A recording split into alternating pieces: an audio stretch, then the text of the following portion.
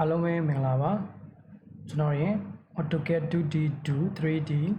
beginner course section 2ကနေပြီးတော့ပြန်လည်ကြိုဆိုပါရစေအဲ့တော့ကျွန်တော်တို့ဒီကနေ့ section 2ကိုဆက်ပြီးတော့လေ့လာကြမယ် section 1ကိုလည်းတင်ဆက်ခဲ့ပြီးဖြစ်ပါတယ်အဲ့တော့မကြည့်ရသေးရင်လည်းတွားရောက်ပြီးကြည့်ရှုဖို့အတွက်ကျွန်တော်ဖိတ်ခေါ်လိုပါတယ်အဲ့တော့ကျွန်တော် section 2မှာ section 2ကိုစမပြောခင်ကျွန်တော်ပြောနေကြအတိုင်းပဲကျွန်တော်ရဲ့ channel လေးကို subscribe လုပ်ရသေးဘူးဆိုရင် subscribe လေးလုပ်ပြီးအားပေးခဲ့ဖို့အတွက်ပြောကြားလိုပါတယ်နောက်တဲ့သင်ခန်းစာတွေတစ်တင်လိုက်ပါလဲရယူဖို့အတွက် notification bell button လေးကိုလည်းနှိပ်ပြီးတော့အားပေးခဲ့ဖို့အတွက်ပြောကြားလိုပါတယ်ကျွန်တော် subscribe ရဲ့ဘေးနားမှာရှိတဲ့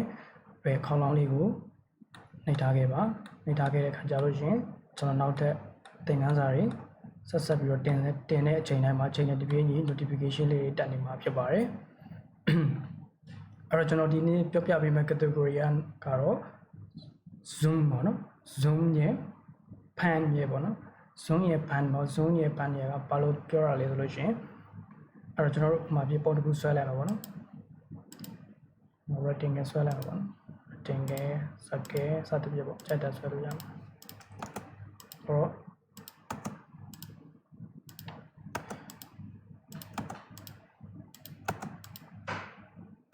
ကျွန်တော်ပြောချင်တာကအခုလောလောဆယ်မှာဆွဲဒီဟာတွေကိုဆွဲတက်ဖို့မဆွဲတက်ဖို့ခေါင်းထဲမှာမရှိသေးခြင်းသေးပါဘူးအခုကျွန်တော်ပြောတဲ့ category ကိုရှင်းရှင်းလင်းလင်းနဲ့ညီငယ်ငယ်များမိတ်ဆွေတငယ်ချင်းများရှင်းရှင်းလင်းလင်းနားလည်သွားဖို့အတွက်တစင်ချင်းစီရှင်းလင်းသွားဖို့အတွက်ကပို့ပြီးတော့အရေးကြီးပါတယ်အဲ့တော့ကျွန်တော်ဒီပုံလေးရှိရပဲထားပါတော့အဲ့တော့ zoom ဆိုတာကကျွန်တော်တို့လိုခြုံချဲ့လောက်တာပါ okay အဲ့တော့ကျွန်တော် keyboard ကနေပြီးတော့ zoom z enterအဲ့ကြလို့ရှင်ကျွန်တော်ဒီမှာအကုန်လုံးကို zoom အကုန်လုံးမြင်ရကြလို့ရှင်ကျွန်တော်တို့က drawing area တစ်ခုလုံးကိုမြင်နေတယ်ဆိုလို့ရှင်နော်တခါတလေမှာကျွန်တော် zoom in တော့ zoom out ကိုလုပ်လို့မရတော့ဘူးပေါ့နော်အကုန်လုံးကိုမြင်ချင်ခြုံပြီးတော့မြင်ချင်တယ်ဆိုလို့ရှင်ဒီမှာပြကျွန်တော်တို့က zoom enter ရိုက်ပြီးရတဲ့ဒီမှာ click ချလိုက်ရတယ်ပေါ့နော်သူရဲ့အရှေ့ရစလုံး A ကိုလည်းဒီမှာရိုက်ထည့်လို့ရတယ် A ဆိုပြီးတော့ပေါ့အဲ့ဆိုလို့ရှင်ကျွန်တော်တို့ကဒါမြင်သွားပြီပေါ့နော် okayနောက်တစ်ခု save enter ဆိုတော့မှာ center ကကျတော့ကျွန်တော်တို့ဒီနေရာတစ်ခုခုပေါ့နော် drawing တစ်ခုကိုကျွန်တော်တို့ center ကနေပြီးတော့ zoom ကြည့်ရင်ဖြစ်ပါတယ်။နှိပ်လိုက်မယ် center point မှာပြီးဒီနားကနေပြီးတော့ကြည့်မယ်ပဲထားပါ click ချလိုက်တယ်။သူရဲ့ height ကိုမှာပြီးကိုပတ်လေးကြည့်မယ်အမြင့်ပေါ့။အဲ့တော့ just တရားပြီးတော့တရားပေါ့။အဲ့ကြလို့ရှင်ဒါခုနကကျွန်တော်တို့ center ချလိုက်တဲ့ area ရဲ့ပတ်လေးတရားကိုတွားပြီးတော့ zoom ဖြစ်သွားတာပါအဲ့တော့ center ကနေပြီးတော့ကောက်ပြီးတော့သူ့ရဲ့ပတ်ပတ်လေးကြီးမှကွာပြီးကိုထည့်လိုက်လို့ရှင်ကျွန်တော် zoom ဒီလိုဖြစ်သွားတာပါနော်အဲ့တော့ zoom enter နောက်တစ်ခုကကျွန်တော် dynamics ကတော့မသိမတော့ဘူးညာ extend zoom extend ကျွန်တော် extend ကတော့ drawing ပေါ်မှာရှိတဲ့ object တွေအားလုံးကိုမြင်ရင်သုံးတာဥပမာကျွန်တော်တို့ drawing တွေအများကြီးဆွဲရပါဆွဲပါတယ် paper တွေမှာလည်းအများကြီးရှိတယ်အဲ့ဒါအကုန်လုံးကိုကျွန်တော်တို့က drawing area ပေါ်မှာရှိတဲ့ object တွေအားလုံးကိုအနည်းဆုံးမြင်ကျင်တဲ့အခါကျမှကျွန်တော်တို့ zoom extend ကိုသုံးတယ်ပေါ့နော်ဒီမှာ click ထောက်လိုက်လည်းရတယ်ကျွန်တော်တို့ဒီမှာသူ့ရဲ့အတူက e ထည့်လည်းရတယ်ပေါ့နော်ဒီမှာ e ဆိုပြီးတော့ဒီမှာရိုက်ထည့်ပြီးတော့ enter ခေါက်လိုက်လည်းရတယ်ပေါ့အဲ့တော့အလွယ်ဆုံးကတော့ကျွန်တော်တို့ zoom z enter ဆိုပြီးတော့ကျွန်တော်တို့မှာ mouse နဲ့ click လိုက်ချလိုက်တာကိုကောင်းတယ်ပေါ့နော်အဲ့တော့ extend နဲ့သွားမယ်ဆိုလို့ရှိရင် extend ပေါ့အဲ့လိုမျိုးပေါ့အနည်းဆုံးဒါအနည်းဆုံးမြင်ရတာပေါ့ဒီသူ့ရဲ့ပတ်လည်းမှလည်းဘာမှမရှိတော့ဘာပေါ် drawing မှမကြံတော့ဘူးအကုန်လုံးမြင်ရတယ်နီးစပ်ဆုံးအဲ့လိုတုံးတယ် set enter အဲ့တော့ကျွန်တော် previousဆိုတာက zoom previous ဆိုတာကကျွန်တော်တို့ကလက်ရှိ zoom မတိုင်ခင်ကပေါ့နော် zoom အခြေအနေတွေကိုပြန်ပြီးတော့ပြချင်တော့တယ်ပေါ့အခုကျွန်တော်အခုလက်ရှိဒီမတိုင်ခင်က zoom ဘယ်လို zoom ပုံစံမျိုးနဲ့ကျွန်တော်ကြည့်ခဲ့လဲဆိုတော့သိချင်တဲ့ခါကျရင်ဆိုတော့ဒီက previous နဲ့တုံးတယ်အဲ့တော့ဒီ previous နဲ့တုံးတယ်ပေါ့နော်ဒီခုနကမတိုင်ခင်က zoom ချဲ့ကြည့်ရဲ့မြင်ကွင်းတစ်ခုပေါ့နော်သူရှိရမြင်ကွင်းတစ်ခုကိုထပ်ကြည့်ပါဆို previous သူရှိရကျွန်တော်ဒီလိုကြည့်ခဲ့နောက်သူရှိရဘယ်လိုကြည့်ခဲ့လဲဆိုလို့ရှင် previous ဒီလိုလေးကြည့်ခဲ့အဲ့လိုမျိုးပေါ့နော်စသဖြင့် okay နောက်တစ်ခုကပါရှိမယ်နောက် scale ကတော့ခဏထားခဲ့အောင်မယ်dynamic scale ကိုခဏထားခဲ့မယ်တိတ်လဲ3 when တိတ်တော့မသုံးဘူးပေါ့နော်အဲ့ဒါကြောင့်မလို့ကျွန်တော်ရွေးပြီးတော့ပြပြလို့ရဖြစ်ပါတယ်အဲ့တော့ zoom window ဆိုတာကကျွန်တော်တို့ကဒီလက်ရှိလိုချင်တဲ့ area ကို window ပုံစံဖြစ်သတ်မှတ်ပြီးတော့ကြည့်ချင်တယ်သုံးမယ်ပေါ့အဲ့ဒါဘာလဲဆိုတော့ window ပုံစံမျိုးလေးနဲ့သတ်မှတ်လိုက်တာ window ပုံစံလေးနဲ့ first click နှိပ်တယ်နောက်တစ် click တစ်ခုနှိပ်ပြီးတော့ကျွန်တော်တို့ကြည့်တာ။မှာပြ window နှိပ်လိုက်တော့ Z enter နောက်တော့ window ကိုဝင်တယ် window option ဝင်တယ်နောက် first corner ဒီနားကနေပြီးတော့ click ထောက်လိုက်တယ်။ကျွန်တော်ဒီနားကိုကြည့်ချင်တယ်ဆိုလို့ချင်း click ထောက်လိုက်တယ်။အဲဆိုကျွန်တော်ဒီနားကိုမြင်သွားပြီပေါ့နော်။ဒါ window click window zoom ပေါ့နော် zoom window နဲ့ကြည့်ခြင်းဖြစ်တယ်။အဲ့တော့ကျွန်တော်ပြန်ပြပေးမယ်။ Z enter window နဲ့ကြည့်ရင်ဒီမှာ W လည်းရိုက်လို့ရတယ်လို့ဒီမှာထား mouse ကနေပြီးတော့ဒီမှာဝင်လဲရတယ်ပေါ့။ window ကျွန်တော် first clickဒီနားနေပြီးတော့ဒီလိုလေးဆွဲချ mouse ကိုဒီ click first click ချပြီးတော့ mouse ကိုဒီလိုပဲဆွဲချပြီးတော့အောက်ကျလို့ချင်းကိုကြည့်ချင်တဲ့နားရောက်လို့ချင်းကျွန်တော်က click တစ်ချက်ချလိုက်ဒါဆိုကျွန်တော်ဒီနားလေးကို zoom လုပ်ပေးရပါတော့။ Okay အဲ့တော့ဘာကြောက်မလဲဆိုရင် zoom real time ဆိုတော့ဒီမှာ zoom real time ဆိုတာဒါ enter ထပ်နှိပ်လိုက်အောင်zoom real time ကကြတော့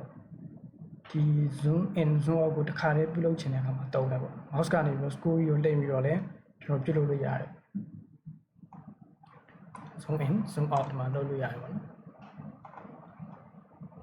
zoom in zoom out တစ်ခါတည်းလုပ်ချင်တဲ့အခါမှာကျွန်တော်တို့တုံးလို့ရတယ်အဲ့တော့ကျွန်တော်ပြန်ပြောပြပေးမယ် Z enter နော် real time ဆိုရင် enter အဲ့တော့ဒီလိုပုံစံလေးပေါ်လာပြီပေါ့နော်ခုနကပေါ်ရရတယ်နဲ့ကျွန်တော်ကာဆာဟာလေးနဲ့မတူတော့ဘူးအဲ့တော့ဒီလို scroll wheel ပေါ့ကျွန်တော်တို့ mouse ကနေပြီးတော့ scroll wheel လေးကိုလှည့်လို့ရတယ်လက်ညှိုးလေးနဲ့ပေါ့နော်ရှေ့ကိုလဲ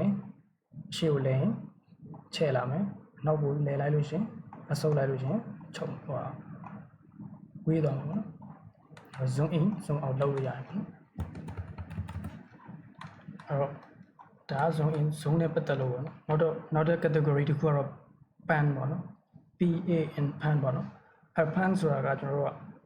ဒီလက်ဖွားပုံစံလေးပေါ့နော်လက်ဖွားပုံစံလေးပေါ်လာတဲ့အခါမှာကျွန်တော်တို့ဒီရွှေ့လို့ရတယ်ဥပမာပြကျွန်တော်တို့နှစ်ခုရှိမယ်ဗျာကျွန်တော်ဒီမှာဒီဘက်မှာရှိတဲ့ဘားလေးပေါ့အဲဘားလေးထဲမှာကျွန်တော်လက်ဖွားပုံစံလေးကိုကျွန်တော် click ထောက်လိုက်လို့ရှိရင်ကျွန်တော်လက်ဖွားပုံစံလေးပါလာရောနော်အဲကြလို့ရှိရင်ကျွန်တော်တို့က right click left click ပေါ့နော်ကျွန်တော်လက်ညှိုးလေးနဲ့ပေါ့နော်ဖိပြီးတော့ click 6ထောက်ပြီးတော့ဒီမှာကျွန်တော်ဒီလိုဘေးတိုက်ရွှေ့လို့ရတယ်ဒီလိုတောင်လိုက်ရွှေ့လို့ရတယ်ဒီလိုရွှေ့လို့ရတယ်ပေါ့နော်ကျွန်တော်ကြိုက်တယ်လို့ရွှေ့လို့ရတယ် left click လေးပေါ့လက်ညှိုးလေးနဲ့ထောက်ထားပြီးတော့မှာပြင်ဒီမှာ command ပြန်ဖက်ချင်တယ်ဆိုလို့ရှိရင် right click နဲ့ပြီးတော့ x6 okay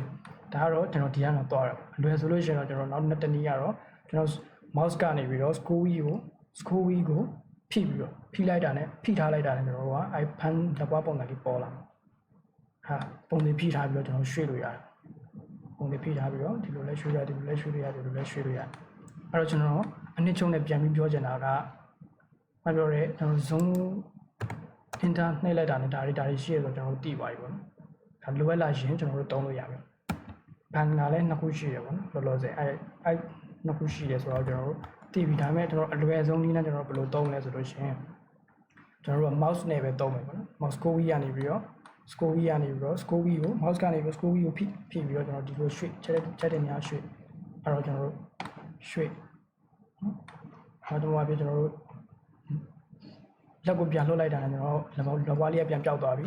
အဲကြလို့ရှင်ပြန်ဖိဟောလို့ပေါ့နော်ပြန်ဖိဒီလိုပေါ့တေးဖိထားလဲရတယ်လှုပ်လို့ပြီးတော့ဒီလိုဆွဲသွားဒီလိုဆွဲသွားလဲရမယ်အဲ့တော့ဒါဖန်ပေါ့နော်ဘယ်လိုရွှေ့ရတော့ပြင်လိုက်ရွှေ့တာပေါ့နော်ပြင်လိုက်ရွှေ့တယ်အဲ့တော့ mouse ကနေပြီးတော့ zoom in zoom out ကိုလည်း mouse ကနေပြီးတော့ scroll wheel ကိုရှေ့နောက်လဲပြီးတော့လုပ်လို့ရတယ်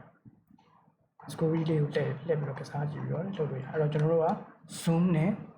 pan နဲ့ကိုဒီခါလေး mouse ကတစ်ခုတည်းနဲ့ပဲကျွန်တော်တို့သုံးတော့မယ်နော်ခုနက command တွေအဲ့ဒါလေးကိုခဏလိုအပ်တဲ့နေရာလိုအပ်တဲ့အချိန်ကြမှာတော့လောလောဆယ်ကျွန်တော်တို့ mouse နဲ့ pan ကိုဒီလို pan ကိုလိုရွေးပြီးတော့သုံးတက်လို့ရှိရင်ဒီလို drag ပြီးတော့သုံးရင်ပို့ပြီးတော့လွယ်တယ်ပေါ့နော်အဲ့တော့ mouse ကို pan သုံးခြင်းဒီလိုလေးရွှေ့မယ်ဒီလိုလေးရွှေ့သွားမယ်ဒါဆိုဖြစ်ချင်လို့ရှိရင် scroll wheel လေးကိုလှည့်လိုက် scroll wheel ကိုလှည့်ပြီးတော့ဒီလိုပဲသုံးမယ်အဲ့တော့အဲ့လို drag ပြီးတော့သုံးတာပို့ပြီးတော့အဆင်ပြေပါတယ် အဲ့တော့ကျွန်တော်ရဲ့ညီငယ်ညီမငယ်များမိတ်ဆွေတင်ငယ်ချင်းများကျွန်တော်ဒီနေ့တင်ပြပေးတဲ့ zoom နဲ့နော် pan ဆိုရဲဒါလေးကိုဘယ်လိုသုံးလို့ရလဲဆိုတာကိုဘယ်လိုအလွယ်ဆုံးနည်းလမ်းနဲ့သုံးလို့ရမလဲဆိုတဲ့သင်ခန်းစာလေးကိုနားလည်လိမ့်မယ်လို့ကျွန်တော်မျှော်လင့်ပါတယ်အဲ့တော့အသုံးဝင်ကြလိမ့်မယ်လို့လည်းကျွန်တော်မျှော်လင့်ပါတယ်အဲ့တော့နောက်ထပ် section 3မှာထပ်ပြီးတော့ကျွန်တော်တို့တွေ့ကြမယ်ကျွန်တော်ရဲ့ channel လေးကို subscribe လုပ်ပြီးအားပေးခဲ့ဖို့လည်းကျွန်တော်ဖိတ်ခေါ်လိုပါတယ်နောက်ထပ်လိုအပ်နေတဲ့ beginner level ခုမှ